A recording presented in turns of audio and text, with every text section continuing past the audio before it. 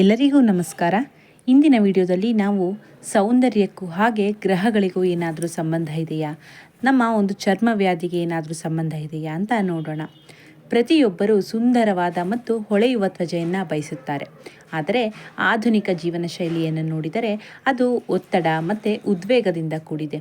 ಸರಿಯಾದ ಹೊಳೆಯುವ ಚರ್ಮವನ್ನು ಕಾಪಾಡಿಕೊಳ್ಳುವುದು ತುಂಬ ಕಷ್ಟಕರವಾಗಿರುತ್ತದೆ.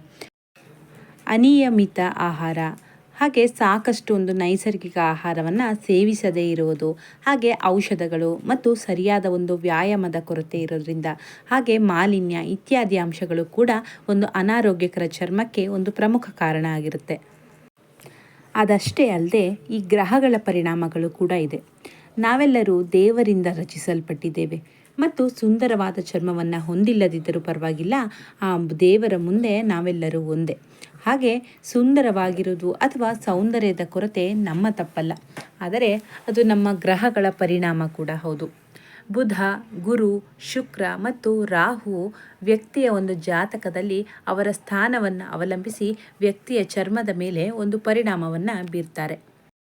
ಹಾಗೆ ನೋಡಿದರೆ ಪ್ರತಿ ಗ್ರಹವೂ ಕೂಡ ವಿಭಿನ್ನ ಚರ್ಮದ ಬಣ್ಣಗಳನ್ನು ತೋರಿಸುತ್ತದೆ. ಉದಾಹರಣೆಗೆ ಶುಕ್ರನು ಒಂದು ತಿಳಿ ಬಣ್ಣಗಳನ್ನು, ಅಂದರೆ ಲೈಟ್ ಕಾಂಪ್ಲೆಕ್ಷನ್ ಅಂತ ಏನು ಹೇಳ್ತೀವಿ ಅದು. ಇನ್ನು ಶನಿ ಮತ್ತು ರಾಹುವು ಈ ಡಾರ್ಕ್ ಕಾಂಪ್ಲೆಕ್ಷನ್ ಸ್ಕಿನ್ ಕಲರ್ ಅಂತ ಹೇಳ್ತೀವಿ, ಈ ಗಾಢ ಬಣ್ಣಗಳನ್ನು ಪ್ರತಿನಿಧಿಸುತ್ತದೆ. ಗುರು ಹಳದಿ ಮತ್ತು ಒಂದು ಚಿನ್ನದ ಬಣ್ಣವನ್ನು ಪ್ರತಿನಿಧಿಸುತ್ತದೆ, ಅಂದರೆ ಈ ಯೆಲ್ಲೋ ಸ್ಕಿನ್ ಟೋನ್ ಕೂಡ ಹೊಂದಿರುತ್ತೆ. ಆದರೆ ಮಂಗಳನು ಛಾಯೆಗಳನ್ನು ಅಥವಾ ಗಾಢ ಕೆಂಪು ಬಣ್ಣಗಳನ್ನು ತೋರಿಸುತ್ತದೆ, ಅಂದರೆ ಈ ರೆಡ್ಡಿಶ್ ಕಾಂಪ್ಲೆಕ್ಷನ್ ಅಂತ ಏನು ಹೇಳ್ತೀವಿ ಅದು. ಅದಾಗಿನೂ ಈ ಎಲ್ಲ ಗ್ರಹಗಳು ವ್ಯಕ್ತಿಯ ಒಂದು ಚರ್ಮದ ಮುಖರಚನೆ, ಹಾಗೆ ವೈಶಿಷ್ಟ್ಯ ಮತ್ತು ಪ್ರತಿಕ್ರಿಯೆ ಮೇಲೆ ಪರಿಣಾಮ ಬೀರುತ್ತದೆ. ಇನ್ನು ವ್ಯಕ್ತಿಯ ಜಾತಕದಲ್ಲಿ ಗುರುಗ್ರಹದ ಒಂದು ಪ್ರಾಬಲ್ಯ ತೋರಿಸಿದ್ರೆ ಅದರರ್ಥ ಚರ್ಮವು ಒಂದು ಚಿನ್ನದ ಅಥವಾ ಒಂದು ಹಳದಿ ಬಣ್ಣದಲ್ಲಿದೆ ಅಂತ. ಇನ್ನು ಚಂದ್ರನ ಪ್ರಾಬಲ್ಯವನ್ನು ನೋಡಿದ್ರೆ ಸುಂದರವಾದ ಹೊಳೆಯುವ ಚರ್ಮದೊಂದಿಗೆ ದುಂಡಗಿನ ಮುಖವನ್ನು ಪ್ರತಿನಿಧಿಸುತ್ತದೆ. ಆದರೆ ಧನಾತ್ಮಕ ಶುಕ್ರನು ಉತ್ತಮ ಮೈಬಣ್ಣ, ಅಂದರೆ ಕ್ಲಿಯರ್ ಕಾಂಪ್ಲೆಕ್ಷನ್ ಮತ್ತು ಆಕರ್ಷಕ ವ್ಯಕ್ತಿತ್ವವನ್ನು ನೀಡುತ್ತಾನೆ. ಅದಾಗಿನೂ ಬುಧನ ಪ್ರಭಾವದಿಂದ ವ್ಯಕ್ತಿಯು ತನ್ನ ನಿಜವಾದ ವಯಸ್ಸಿಗಿಂತ ಚಿಕ್ಕವನಾಗಿ ಕಾಣುತ್ತಾನೆ. ಅಂದರೆ ಇನ್ನು ಅವರ ಏಜ್ ಜಾಸ್ತಿ ಆಗಿದ್ರು ಕೂಡ, ಈಗ ಒಂದು 40 ವರ್ಷದವರಾಗಿದ್ದರೂ ಕೂಡ ಅವರು ಇನ್ನೂ ಒಂದು 20 ವರ್ಷದವರು ಅಂತ ಹೇಳ್ಬೋದು. ಇದಕ್ಕೆ ಒಂದು ಬುಧನ ಒಂದು ಪ್ರಭಾವ ಕಾರಣ ಆಗುತ್ತೆ. ಹಾಗೆ ಈ ಚರ್ಮದ ಸಮಸ್ಯೆಗಳಿಗೆ ಇದೊಂದಿಷ್ಟು ಗ್ರಹಗಳು ಕಾರಣ ಅಂತ ಹೇಳ್ತಾರೆ. ಅದನ್ನು ಮುಂದೆ ನೋಡೋಣ. ಈ ವೈದ್ಯಕೀಯ ಪ್ರಕಾರ ಈ ಸೌಂದರ್ಯವರ್ಧಕಗಳು, ಅಂದರೆ ಕಾಸ್ಮೆಟಿಕ್ ಅಂತ ಏನು ಹೇಳ್ತೀವಿ, ಅದು ಕೂಡ ಚರ್ಮದ ವಸ್ತುಗಳ ಒಂದು ಅತಿಯಾದ ಬಳಕೆಯಿಂದ ಮಹಿಳೆಯರಲ್ಲಿ ಒಂದು ಚರ್ಮದ ಸಮಸ್ಯೆಗಳು ಸಾಮಾನ್ಯವಾಗಿರುತ್ತೆ ಅಂತ ಕೂಡ ಹೇಳ್ತಾರೆ. ಅದು ಕೂಡ ಹೌದು. ಅದ್ರ ಜೊತೆಗೆ ಚಂದ್ರ, ಬುಧ, ಗುರು ಮತ್ತು ಶುಕ್ರ ಚರ್ಮದ ಸಮಸ್ಯೆಗಳನ್ನು ಉಂಟು ಮಾಡುವ ಪ್ರಮುಖ ಗ್ರಹಗಳು ಅಂತ ಹೇಳ್ತಾರೆ. ಈ ಗ್ರಹಗಳು ಹಾರ್ಮೋನ್ ಸಮತೋಲನವನ್ನು ಅದರ ಮೇಲೆ ಪರಿಣಾಮ ಬೀರುತ್ತೆ. ಹಾಗೆ ಹೊಟ್ಟೆಯಲ್ಲಿ ಪಿತ್ತರಸವನ್ನು ಹೆಚ್ಚಿಸುತ್ತದೆ, ಹಾಗೆ ಒತ್ತಡವನ್ನು ಉಂಟು ಮಾಡುತ್ತದೆ. ಇನ್ನು ಮೊದಲನೇದಾಗಿ ಒಂದು ಚಂದ್ರನ ಪ್ರಭಾವ ನೋಡೋದಾದರೆ, ಚಂದ್ರನು ಮನಸ್ಸಿನಲ್ಲಿ ಒಂದು ಒತ್ತಡವನ್ನು ಹೆಚ್ಚಿಸುತ್ತಾನೆ ಮತ್ತು ಚರ್ಮವನ್ನು ಒಣಗಿಸುತ್ತಾನೆ, ಅಂದರೆ ಡ್ರೈನೆಸ್ ಆಗುತ್ತೆ. ಹಾಗೆ ದುಷ್ಟ ಮನೆಯಲ್ಲಿ, ಅಂದರೆ ಈ ದುಸ್ಥಾನಗಳು ಅಂತ ಏನು ಹೇಳ್ತೀವಿ, ಆ ಸ್ಥಾನದಲ್ಲಿ ಚಂದ್ರ ಇದ್ದರೆ ಚರ್ಮ ಕಾಂತಿಯಿಂದ ಇರೋಲ್ಲ, ಮಂದ ಮತ್ತು ಒಣ ಚರ್ಮವಾಗಿ ಒಂದು ಶುಷ್ಕ ಚರ್ಮವನ್ನು ಹೊಂದುವ ಸಾಧ್ಯತೆ ಹೆಚ್ಚಿರುತ್ತದೆ, ಅದರಲ್ಲೂ ಕೂಡ ವಿಶೇಷವಾಗಿ ಮಹಿಳೆಯರಲ್ಲಿ. ಇನ್ನು ಮುಂದಿನ ಗ್ರಹ ಗುರುಗ್ರಹ. ಗುರುವು ಹೊಟ್ಟೆಯಲ್ಲಿ ಪಿತ್ತರಸವನ್ನು ಹೆಚ್ಚಿಸುತ್ತದೆ, ಹೆಚ್ಚು ಅನಿಲವನ್ನು ಸೃಷ್ಟಿಸುತ್ತದೆ ಮತ್ತು ಅಂತಿಮವಾಗಿ ಅದು ಅಲರ್ಜಿಯ ಚರ್ಮ ಮತ್ತು ದದ್ದುಗಳು, ಅಂದರೆ ಮೊಡವೆಗಳು ಮತ್ತು ಇತರ ಚರ್ಮದ ಅಸ್ವಸ್ಥತೆಗಳಿಗೆ ಗುರು ಬಂದು ಕಾರಣನಾಗ್ತಾನೆ. ಇದು ಕೂಡ ಒಂದು ಕಾರಣ. ಈ ಶುಕ್ರನು ಅತಿ ಮುಖ್ಯವಾಗಿ ಒಂದು ಕಾರಣ ಅಂತಲೇ ಹೇಳ್ಬೋದು. ಹೇಗೆ ಅಂತ ನೋಡೋದಾದರೆ, ಶುಕ್ರನು ಒಂದು ದುರ್ಬಲರಾಗಿದ್ದರೆ ಅಥವಾ 6ರಲ್ಲಿ ಅಥವಾ 8 ಹಾಗೆ 12ರಲ್ಲಿ ಕೂತಿದ್ರೆ ನೀವು ಕೆಲವು ಗಂಭೀರವಾದ ಒಂದು ಚರ್ಮದ ಅಸ್ವಸ್ಥತೆಗಳನ್ನು ಎದುರಿಸಬೇಕಾಗುತ್ತದೆ.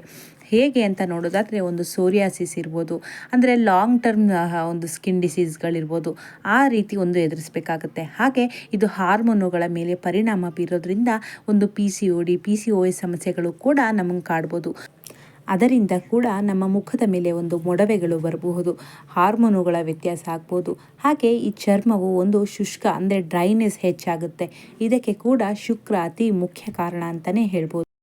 ಇನ್ನು ಈ ಬುಧನ ವಿಚಾರಕ್ಕೆ ಬಂದರೆ ನಿಮ್ಮ ಎಲ್ಲ ಚರ್ಮದ ಸಮಸ್ಯೆಗಳಿಗೆ ಸಂಬಂಧಿಸಿದ ಒಂದು ಮುಖ್ಯ ಗ್ರಹ ಅಂದರೆ ಅದು ಬುಧ ಅಂತ ಹೇಳ್ಬೋದು. ಈ ಬುಧನಿಗೆ ಒಂದು 5ನೇ ಮನೆ ಅಷ್ಟು ಒಂದು ಶುಭ ಅಲ್ಲ. ಇದು ಖಂಡಿತವಾಗಿ ನಮಗೆ ಚರ್ಮದ ಸಮಸ್ಯೆಗಳನ್ನು ಉಂಟು ಮಾಡುತ್ತದೆ.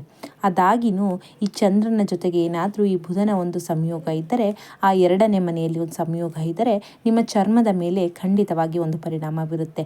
ಇದು ಚರ್ಮದ ಸೋಂಕುಗಳು, ಹಾಗೆ ಈ ಡ್ಯಾಂಡ್ರಫ್, ಈ ಒಣನೆತ್ತಿ ಅಂತ ಏನು ಹೇಳ್ತೀವಿ ಅದು, ಮತ್ತು ಚರ್ಮದ ಒಂದು ಸ್ಕಿನ್ ಟೋನ್ ಏನಿರುತ್ತೆ ಅದನ್ನು ಕೂಡ ಅನಿಯಮಿತವಾಗಿ ಬದಲಾವಣೆಯನ್ನು ಸೂಚಿಸುತ್ತದೆ.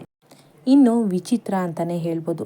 ಈ ಜ್ಯೋತಿಷ್ಯ ಶಾಸ್ತ್ರದ ಪ್ರಕಾರ ರಾಹು ಒಂದು ಚರ್ಮದ ಕ್ಯಾನ್ಸರ್ಗೆ ಒಂದು ಕಾರಕ, ಹಾಗೆ ಈ ರಕ್ತದ ಪ್ಲೇಟೆಟ್ಗಳನ್ನು ಕಡಿಮೆ ಮಾಡೋದು, ಹಾಗೆ ಮುಂತಾದ ಒಂದು ವಿಚಿತ್ರವಾಗಿ ಒಂದು ಅಸಾಮಾನ್ಯ ಕಾಯಿಲೆಗಳನ್ನು ಈ ರಾಹು ಪ್ರತಿನಿಧಿಸ್ತಾನೆ. ಇದು ಮುಖದ ಮೇಲೆ ಒಂದು ಗುಳ್ಳೆಗಳನ್ನು ಉಂಟು ಮಾಡುತ್ತೆ, ಹಾಗೆ ಮುಖದ ಮೇಲೆ ಅಸಾಮಾನ್ಯ ಒಂದು ಗುರುತುಗಳು ಮತ್ತು ಮಚ್ಚೆಗಳನ್ನ ರೀತಿ ಹೇಳ್ಬೋದು. ಹಾಗೆ ವಿಚಿತ್ರವಾಗಿ ಇದು ಒಂದು ರಾಹುವಿನ ಒಂದು ಪರಿಣಾಮವಾಗಿ ನಮಗೆ ಒಂದು ಮಾರ್ಕ್ಗಳಾಗಿರ್ಬೋದು, ಹಾಗೆ ಒಂದು ಕಲೆಗಳು ರೀತಿ ಒಂದು ಕಪ್ಪು ಮಿಶ್ರಣವನ್ನು ಹೊಂದಿರೋ ರೀತಿ ಕಾಣುತ್ತೆ. ರಾಹು ಅಂದ್ರೇ ಮಾಯೆ, ಹಾಗೆ ಛಾಯೆ ಕೂಡ ಹೌದು. ಈ ಜ್ಯೋತಿಷ್ಯ ಶಾಸ್ತ್ರಕ್ಕೆ ಸಂಬಂಧಿಸಿದಂತೆ ಈ ಕೆಲವು ಗ್ರಹಗಳಿಗೆ ಈ ಪರಿಹಾರಗಳನ್ನ ಮಾಡ್ಕೊಳ್ಳಿ. ಮೊದಲನೇದಾಗಿ ಚಂದ್ರನಿಗೆ ಈ ದಿನವಿಡೀ ಹೆಚ್ಚು ನೀರನ್ನು ಕುಡಿಯಿರಿ, ಹಾಗೆ ಹಗಲಿನಲ್ಲಿ ಮಲಗೋದನ್ನು ಕೂಡ ತಪ್ಪಿಸಿ. ಇದು ಚರ್ಮದಲ್ಲಿ ಶುಷ್ಕತೆಯನ್ನು ಹೆಚ್ಚಿಸುತ್ತದೆ, ಹಾಗಾಗಿ ಹಗಲಿನಲ್ಲಿ ಮಲಗಬೇಡಿ. ಹಾಗೆ ಮಾವು, ಕಿತ್ತಳೆ ಮತ್ತು ನಿಂಬೆ ಮುಂತಾದ ಒಂದು ರಸಭರಿತ ಹಣ್ಣುಗಳನ್ನು ಸೇವನೆ ಮಾಡಿ. ಹಾಗೆ ಈ ಬೆಳ್ಳಿಯ ಉಂಗುರವನ್ನು ಧರಿಸೋದ್ರಿಂದ ಚಂದ್ರನ ಒಂದು ದುಷ್ಪರಿಣಾಮಗಳನ್ನ ನೀವು ತೊಡೆದು ಹಾಕಲು ಇದು ಸಹಾಯ ಮಾಡುತ್ತೆ. ಹಾಗೆ ಹೆಚ್ಚು ಒತ್ತಡವನ್ನು ತೆಗೆದುಕೊಳ್ಳೋದನ್ನು ಕೂಡ ತಪ್ಪಿಸಿ. ಚಂದ್ರ ಅಂದ್ರೇ ಮನಸ್ಸಿಗೆ ಕಾರಕ, ಹಾಗಾಗಿ ಮನಸ್ಸನ್ನು ಶಾಂತಿಯಾಗಿ ಇರೋದಕ್ಕೆ ಒಂದು ಪ್ರಯತ್ನ ಪಡಿ.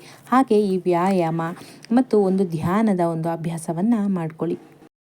ಇನ್ನು ಶುಕ್ರನಿಗೆ ಈ ಜ್ಯೋತಿಷ್ಯ ಶಾಸ್ತ್ರದ ಪ್ರಕಾರ ಶುಕ್ರನು ಒಂದು ಸೂರ್ಯನೊಂದಿಗೆ ಒಂದು ಸ್ನೇಹಿತನಾಗಿದ್ದಾನೆ. ಆದ್ದರಿಂದ ಹೊಳೆಯುವ ಚರ್ಮವನ್ನು ಪಡೆಯಲು ನೀವು ಪ್ರತಿದಿನ ಬೆಳಗ್ಗೆ ಸೂರ್ಯನ ಮಂತ್ರವನ್ನು ಪಠಣೆ ಮಾಡಬೇಕು. ಇದು ಓಂ ಗೃಣಿ ಸೂರ್ಯಾಯ ನಮಃ ಈ ಮಂತ್ರವನ್ನು ಪಠಣೆ ಮಾಡಿ. ಹಾಗೆ ಶುಕ್ರವಾರದಂದು ಹಾಲು ಅಥವಾ ಇತರ ಬಿಳಿ ಬಣ್ಣದ ಉತ್ಪನ್ನಗಳು ಅಂದರೆ ಸಕ್ಕರೆ ಆಗಿರ್ಬೋದು, ಹಾಗೆ ಒಂದು ಬಿಳಿ ಬಣ್ಣದ ಸಿಹಿ ತಿಂಡಿಗಳಾಗಿರ್ಬೋದು, ಬಿಳಿ ಬಟ್ಟೆ ಮತ್ತು ಅಕ್ಕಿಯನ್ನು ಈ ಮಹಿಳೆಯರಿಗೆ, ವಿಶೇಷವಾಗಿ ಇನ್ನೂ ಮದುವೆ ಆಗದೇ ಇರುವಂಥ ಒಂದು ಹುಡುಗಿಯರಿಗೆ ಅದು ಶುಕ್ರವಾರ ದಾನ ಮಾಡೋದ್ರಿಂದ ಶುಕ್ರನ ಒಂದು ಕೆಟ್ಟ ಪ್ರಭಾವ ತಪ್ಪುತ್ತೆ.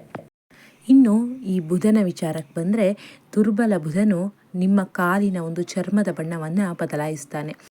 ಇದನ್ನು ತಪ್ಪಿಸಲು ನೀವು ಬೆಚ್ಚಗಿನ ನೀರಿಗೆ ಅರಿಶಿಣ ಮಿಶ್ರಣವನ್ನು ಮಾಡಿ ದಿನಕ್ಕೆ 2 ಬಾರಿ ಒಂದು ಅಪ್ಲೈ ಮಾಡಿ. ಅದರಿಂದ ಕೂಡ ಈ ಗುರುತತ್ವ ಒಂದು ಜಾಗೃತ ಆಗುತ್ತೆ. ಹಾಗಾಗಿ ಇದೊಂದು ಪರಿಹಾರ ಮಾಡಿ. ಜೊತೆಗೆ ಸಕ್ಕರೆ, ಜೇನುತುಪ್ಪ ಮತ್ತು ಬೆಲ್ಲ, ಹಾಗೆ ಈ ಬುಧನ ಒಂದು ಕಾಳಾದ ಒಂದು ಹೆಸರು ಕಾಳನ್ನು ಅಗತ್ಯವಿರೋರಿಗೆ ಬುಧವಾರ ದಾನ ಮಾಡಿ. ಹಾಗೆ ಮಲಬದ್ಧತೆಯಿಂದ ದೂರ ಇರಿ. ಯಾವುದೇ ಕಾರಣಕ್ಕೂ ಮೋಷನ್ನ ತಡಿಬೇಡಿ. ಹಾಗೆ ತುಂಬ ಗಾಢವಾದ ಅಂದರೆ ಈ ಡಾರ್ಕ್ ಕಲರ್ಸ್ ಡ್ರೆಸ್ಸಸ್ ಆಗಿರ್ಬೋದು, ಹಾಗೆ ಈ ತುಂಬ ಒಂದು ಲೈಟ್ ಕಲರ್ ಬಟ್ಟೆಗಳನ್ನ ಕೂಡ ಹಾಕಬೇಡಿ. ನೀವು ಒಂದು ಮೀಡಿಯಂ ಕಲರ್ಗಳನ್ನ ಆದಷ್ಟು ಸೆಲೆಕ್ಟ್ ಮಾಡ್ಕೊಳ್ಳಿ. ಆದಷ್ಟು ಸಕ್ಕರೆ ಸೇವನೆಯನ್ನು ಒಂದು ಕಡಿಮೆ ಮಾಡಲೇಬೇಕು ನೀವು. ಹೀಗಾಗಿ ಇದಿಷ್ಟನ್ನು ಮಾಡೋದ್ರಿಂದ ಈ ಬುಧನ ಒಂದು ಕೆಟ್ಟ ಪರಿಣಾಮಗಳನ್ನ ನೀವು ಕಡಿಮೆ ಮಾಡ್ಕೊಳ್ಬಹುದು. ನೀವು ಯಾರು ವೈದ್ಯರಿಗೆಲ್ಲ ತೋರಿಸಿ ನಿಮ್ಮ ಚರ್ಮ ಕಾಯಿಲೆಗಳು ವಾಸಿಯಾಗದೆ ನಿಮ್ಮ ಮುಖದಲ್ಲಿ ಯಾವಾಗಲೂ ಮೊಡವೆ ಇರುತ್ತೆ, ಅಥವಾ ಏನಾದರೂ ಒಂದು ಚರ್ಮದ ಒಂದು ತೊಂದರೆ ಬರ್ತಿದೆ ಅಂದರೆ ದಯವಿಟ್ಟು ಇದನ್ನು ಕೂಡ ಟ್ರೈ ಮಾಡಿ. ಒಂದು ಬಾರಿ ನಿಮ್ಮ ಜಾತಕವನ್ನು ವಿಶ್ಲೇಷಿಸಿ. ಹಾಗೆ ಈ ಗ್ರಹಗಳ ಸ್ಥಾನವನ್ನು ನೋಡಿ. ನಿಮಗೆ ಈ ಗ್ರಹಗಳ ಒಂದು ದಶಾಭುಕ್ತಿ ನಡೀತಿದ್ರೆ, ಈ ಚರ್ಮ ವ್ಯಾಧಿಗಳು ನಿಮ್ಮನ್ನ ಕಾಡ್ತಾ ಇದ್ದರೆ ಈ ಪರಿಹಾರಗಳನ್ನ ಮಾಡ್ಕೊಳ್ಳೋದ್ರಿಂದ ನಿಮಗೆ ಒಂದು ಪ್ರಯೋಜನಗಳು ಸಿಗುತ್ತೆ. ಈ ಮಾಹಿತಿ ಇಷ್ಟ ಆಗಿದೆ ದಯವಿಟ್ಟು ಚಾನೆಲ್ನ ಸಬ್ಸ್ಕ್ರೈಬ್ ಮಾಡಿ. ಧನ್ಯವಾದಗಳು.